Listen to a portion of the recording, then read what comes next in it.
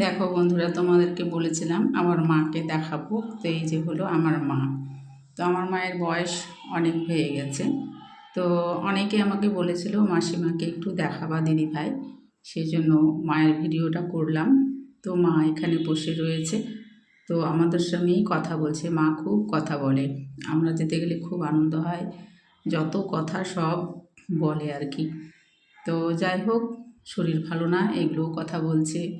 তারপরে আমাদেরকে বলছে এটা নিয়ে যা ওটা নিয়ে যা। তো আমরা বললাম নিয়ে কী হবে।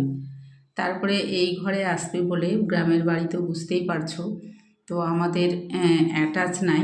অ্যাটাচ একদিকে আছে আর দুটো আলাদা দিকে ঘর আছে। তো সেখানে মা আসলো আলাদা ঘরের দিকে, কারণ ক্যাসেট দেখবে বলে, আমার বিয়ের ক্যাসেটটা দেখবে বলে এই ঘরে এসেছিলো টিভিতে দেখতে। তো আবারও এই ঘরে নিয়ে আসলাম আমি আর আমার কাজের মাসিটা। অনেক গল্পগুজব করলো মা আমাদের সাথে, আমাদেরকে বারবার বলছে এটা নিয়ে যা ওটা নিয়ে যা। তো এত জিনিস কি আনা সম্ভব?